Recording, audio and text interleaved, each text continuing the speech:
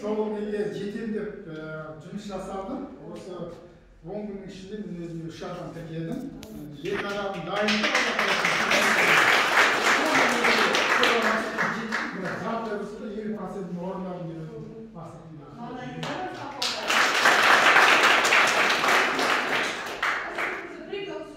Не істедіңіз соны? 3 адам тіркедім. Адамдарды шақырдым, осы жасап түсіндірдім, көрсеттім, айттым. 1 күннен кейін өздері хабарласты, енді шешімімізді қабылдадық деді. Содан кейін енді алғашқы өзім айтып жатқан нем, өзімнің үйімді алатынмын, мына алла келді, өзімнің жаңағы сол нелерді түсіндім, сол арқылы тіркелді. Шешімдерін қабылдады, тіркелді. Біреусі Шу қаласынан болды, біреусі осы Қаскелейден болды, біреусі осы тау жақтан жаңағы менің өзімнің қызым жаңағы не жұмыс жасайды. Маникюрмен не дейді жаңағы әйелдерді жасайды. Соны жұмысады, басшысы деп тіркелді ғой.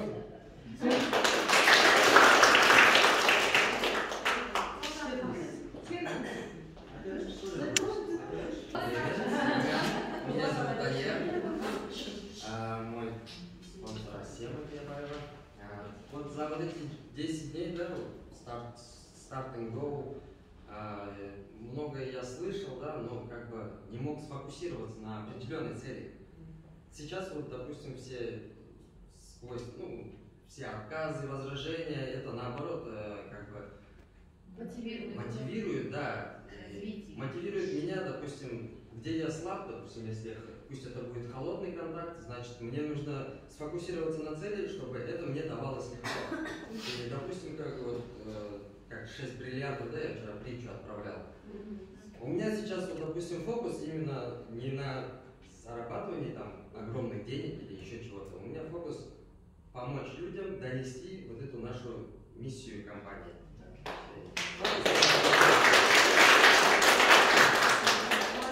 Только не называйте компании, корпоратив. Да. Ассалаумалейкум, да, башлаганда мен осы 10 күндер керемет стартап жасауға өттім. Мақсатымда Айжан ханым, Антас ханым, Марияша деп керемет кісілердің арқасында мен алдында осы 10 күн бұрын энергиям дейді ғой, жаңағы мотивация ондай қатты жақты. Менің спонсорым Орал қаласында, енді Алматыда менің енді командам пока енді жоқ болады. Тіркелемін деп жатқандар көп. 10 күн бұрын енді шыны керек өзімнің мақсатым жаңағы мақсат болады ғой адамда. Мақсатым алдында айқын көріп жүрді өзіме. Сол 10 күн бұрын, сол стартап жасауға бастамастан бұрын мақсаттар бұлдырай бастады да уже. Мотивация сөніп, жаңағы энергия күш. Сол кезде алған баламен осы кісілер маған енді стартап жасауға өткізді. Енді қазір енді мақсатым сол қайттан мақсатыма жаңағы цель қойдым өзіме. Осы сабаққа не істеп, сабақ арқылы осы қызмет қыламын деп. Осы кісілердің үйреткендерінің арқасында енді күніне 5 адамнан әкеледі бұл презентация. Күн сайын. Ondan астам холодный номерді алып болды күн сайын. 10-нан астам күн сайын. Осы немен жаңағы осы системамен жұмыс жасасақ, жетістікке жетеміз барлығымызда. Шашыраған энергиясы жинақталды, нақты енді бір бағытта жұмыс істеуге шешім қабылдап отыр. Дұрыс түсіндіңіз? Өте жақсы. Рахмет. Келесі. Менің есімім Назерке болады. Менің жетекшім Айжан апай. Мен туысқаным ғой. Мен басында бұл жерге тек үйге ақша салып қана кеткенмін. Ешқандай ой болған жоқ, бұл жерге келемін, жұмыс істеймін, ойымды дамытамын, жұмыс жасаймын, ой болған жоқ менде. Осы әуелі Құдайдың арқасында, одан кейін Айжан апайды жіберді маған. Осылай келіп қалдым. Бұл жерде біздің үйренгеніміз жалпы, айтады ғой, мың жоқты алу керек адамнан дейді. Ең басты ұялшақ болдым, адам алдағын қолын тірдеп, терлеп, өзіме болмайтын нәрселерді қабылдап бастадым да.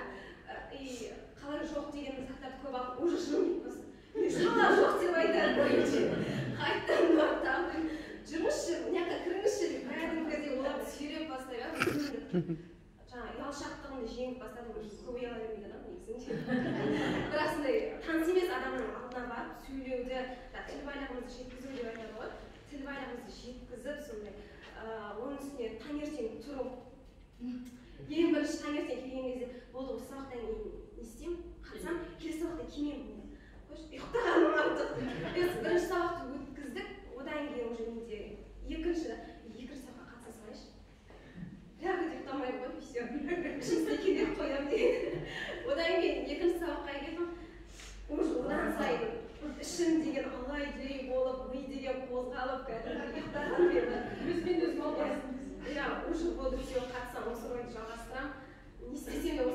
давам мақсатты деп.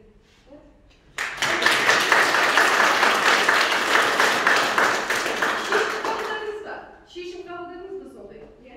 Иә, тамаша. Сәлеметсіздер ме? Менің есімім Жұлдыз, менің және жетекшім Совет Ошамайұлы. Осымен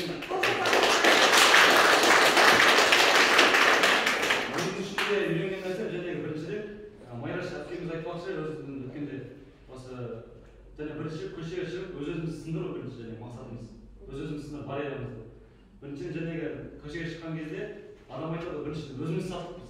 Және эмоциямызды күліп қарап адамдарға жүріңіз пайызсыз бізде Аллаға не пайызсыз өсімсіз біз кооперативімізде ұяласыз баспаналы боласыз деп кетіп бара жатқан жерден артына қуалап до конца қалмай жұмысын басып бара жатып 10-ақ минут уақытын өңірші деп жағында жүгіріп қолынан жетектеп осы неге кіргіздік жәнегі офисімізге.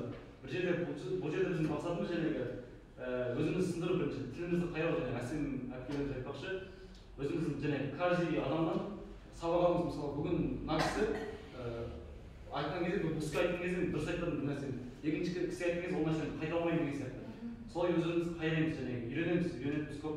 Одан кейін және бұл сабақта біз әлі тойған жоқпыз бұл сабаққа әлі де жалғастырамыз деген айтамыз. Әлі де жетілдіруіміз керек және неңіз ой санамызды. Мысалы сіздер жәнегі біздің лидерлер сіздер бір ағашта өскен жеміс сияқтысыздар пісіп жетіліп өскен. Біз сол ағашта енді өсіп жетіп келе жатырмыз Алла қаласа.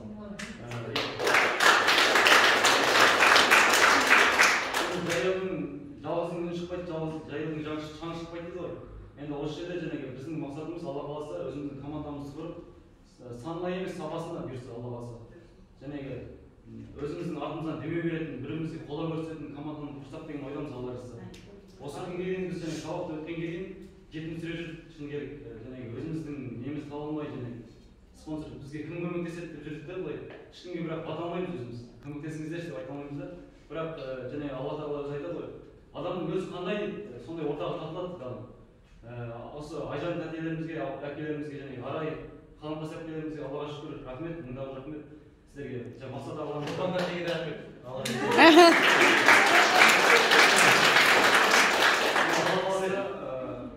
Біз және топ 15 емес, топ 100 болайық Алла қаласа. Сонымен концентрацияға неге ұстадыңыз сіз? Не деп шешім қабылдадыңыз? Жәнегі қалай айтсам, біріншіден басында ұялдым және не істеймін шынында. Инструктор таратқан кезде сізге қарағанда мен өзімді шынымды айтайын, өз ішімдегі шын айтсам байқұс сияқты едім сізге қарағанда. Мысалы, инструкторыңыз өзімді төмен ұстап тұрдым. Одан кейін уже өзімді сене бастаған кезде мен сізге сізден үстем болдым мысалы. Өзім солай ұстадым да. Мен сізге өйткені пайыз немесе үй беріп тұрмын, пайызсыз өсімсіз 10 миллионға ма 10 миллионға қайтарасыз үстіне бір теңге қоспайсыз.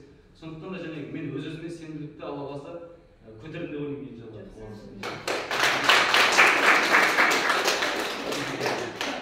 Үстемдік қабылдадыңыз ба? Қолдадым.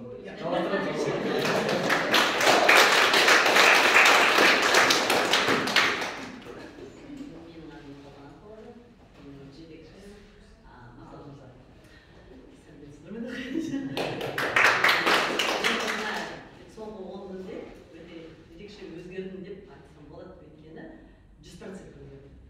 Өйткені көп уақыт оқу жетігінде көп оқып алдық, көп өзімнің өмірде алмай жүрген сұрақтарыма жауап алдым. Өзімді таныдым, кім екенімді білдім, не үшін бұл жерде жүргенімді білдім. Менде қорқыныш болды, действительно, жаңағы холодный контактта адамдарға көшеде қасына келіп сөйлесіп қорқыныш болды да. Қасына бала 3 күн жүрдім ғой, 2 күн жүрдім. 3-ші күні барьерді сындырдым. Қазір енді төбесекене жүрегім ашып, отыра сап, энергиям толықтырды, ой туралы айтқым келеді, ұстай салдым. Жоқ қорқпаймын. Соған достижениеге жеттім. Болашақта енді менің жаңағы оқудың арқасында ерекше пландарым бар. 5 күн встреча болады менде, 10-20 звонок күндерінде и жаңағы 10 холодный алып келеміз. Аталарыңыздар Шолпан ханым, Айжан ханым, қаламқас ханымның да бір рахмет айтамын. Сондай оқу жүргізіп бізді өсіріп көзімізді ашқанына. Әлі де действительно тоймай қалдық. Болашақта қой қандай болса да шақырсаңыздар оқи беремін. Саламатсыздар, қайырлы күн баршаңызға. Күндеріңіз сәтті өтсін. Менің есімім Марияш, жұмысым Алтынай Бақытова.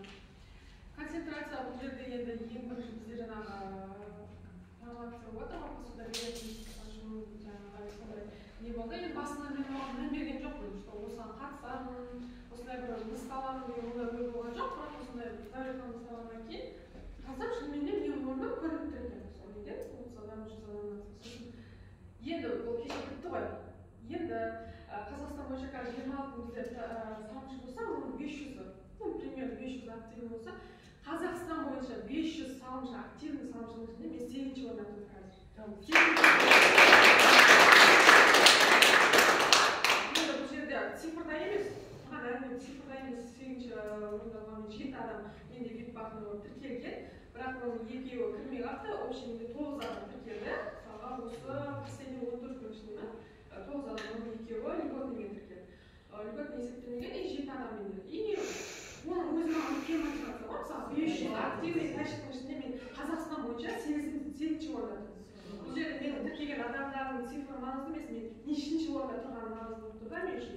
Көрдіңіз ба, ол үлкен мотивация маған. Енді ары қарай жұмыс жасауға кәдімгідей жігерлендіреді қажет. Енді бұл біріншіден, екіншіден жаңағы менің негізі пайымды осы түйіп жатырмыз ғой барлығымызда. Ол негізі менде примерно үйге қарай өзім есептеп отырмын, бірақ онлайн программа бойынша менде февраль уже төледі. Бірақ та мен қалай осы бонустарды алдым, менің мақсатым оны басқа бір мақсаттарға жұмсау емес, ол суммада бір ең біріншіден бұл кооперативте осындай бір сумма түсінші, екіншіден мен өзімнің немді жауып тастайыншы деген оймен мен 6-7 айымды сразу жауып тастадым. Ол менде концентрация, потому что ол бұл жерде біріншіден кооперативке осындай ақша қорынан түседі, бұл көмек. Екіншіден өзімнің мен алдағы нелерін жауып тастаймын. Мен ары қарай спокойно уже басқа мақсаттарға жұмсаймын. Ол бір екінші концентрация. Үшіншіден, енді мына жерде көпшілік айтып жатыр ғой, жалпы айта бастағанда, кооперативлерді айта бастағанда, барлығы өзінің таныстарын, ауылда, туған-туыс, тағы бір бауырларын айтты. Менде наоборот болды да, бұл жерде басқа болды, ешкімде ондай бір жағдай болмағанша. Менің жақындарым барлығы әліге дейін сенбейді да. Сосын менде қалай кооперативте жұмыс басталды, менде барлығы халықпен тіркелгенде менің жақын адамдарым ешкім жоқ. Мен оларға даже айтпағанмын, потому что басынан оларға бүйткеннен кейін мен жабылып қалдым да, сұрақ қалдым. И халықпен контактпен жұмыс басталды. Енді осы жақыннан бастап бір өзіме ойладым, енді бір айдың ішінде 3 адамға айтамын, өзімнің таныстарыма дегенше. Таныстарымнан 2 адам айттым, бірақ оларға мен жаңағы договор жасау үшін емес, бір жағынан ол адамды мен танимын ғой, олар айтады проблемаларын, маған квартира керек деген сияқты, мен бермін оларға квартира қажет екен да, сол себепті бір холодный контактпен маған сөйлесу болмайды. Өзімнің жақындарыма қарағанда, потому что олар басынан маған жауап қалды да сенбей.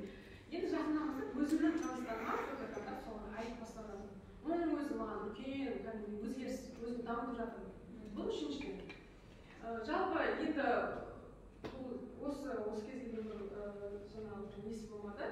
Осы сабақта, спикерлік сабақтарды өткізіп жатқан мұның барлығы кәдімгідей энергия, кәдімгідей күш, Индира ханым, мына жерде Дәурен ханым, Майраш ханым, кәдімгідей бұл жұмыс қой, жауапкершілік жасаған. Мен өзім болғанда бұндай жауапкершілікті менің мойныма ала алмаймын дәл қазір. Потому что оған ешкім оған қосымша ақы төлеп жатқан жоқ, ешкім оны біреу түсініп жатыр, біреу түсінбейді мысалға деймін да. Оның барлығы кәдімгідей жақсылық бізге ол беріліп жатқан бесплатно обучение ол бұндай еш жерде жоқ. Сол себепті осының біріншіден қадіріне жетейік, қадірлейік, уақытында керек. Одан кейін жаңағы бұл ортаға келгенде жалпы сабақ сентябрьде басталды ғой, 3 ай болды. Енді былайша айтқанда жаңағы қораға байлап қойған жылқыларды, бәйгі жылқыларға қоссаң ұялғаннан шауып кетеді. Ұялғаннан шауып кетеді.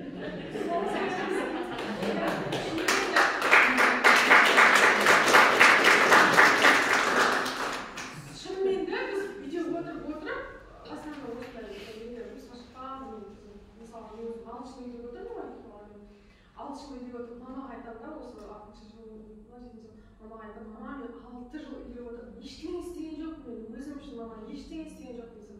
Мама қосады маған. И сен 6 жыл үйде отырып, 2 бала туған жоқсың ба?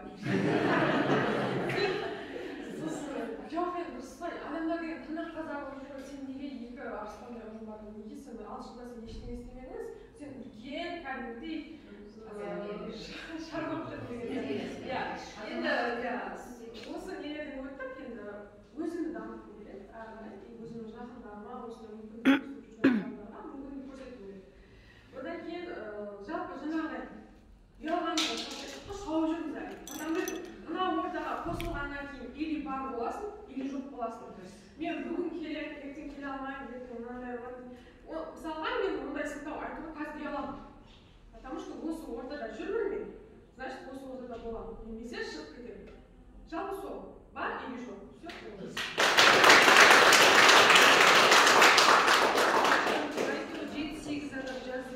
все ол мәселе санда емес деп дұрыс айтып тұр шынымен ол 7-8 санның артында қанша еңбек тұр иә вот соны сонда Марияш ханым именно концентрация ұстап жүрді екі баласының қарамастан көріп жүрсіздер иә екі баласын сүйрей жүріп осы жерге қайта ортаға шығып жүргенін ол да несі жаңа өзі айтқан немесе бар болу немесе жоқ болу сол себептен сіздерге ортаға шығыңыздар деп жатқан сол жауапкершілік аласыздар дұрыс па осы жерге шығып бір тақырыпты ашқанның өзі жауапкершілік айтқандай ол жауапкершілік аласыз просто так тело таскать сюда приходить не надо именно действительно надо чтобы результативно мына жаңа жас партнеріміз айтып жатыр здесь и здесь да будь ты здесь и сейчас вот чтобы ты пришел сегодня чтобы с какой-то плодотворной результатом каким-то ушел правильно мәселе содан отыр бізде вот Марешканың бір жақсы сыйлайтын бұл жас болса да жаңа өзі айтқандай шынымен у нее концентрация вот она поставила себе цель и вот она целенаправленно к этому идет вот всю энергию она направила на это именно вот за что я ее очень благодарю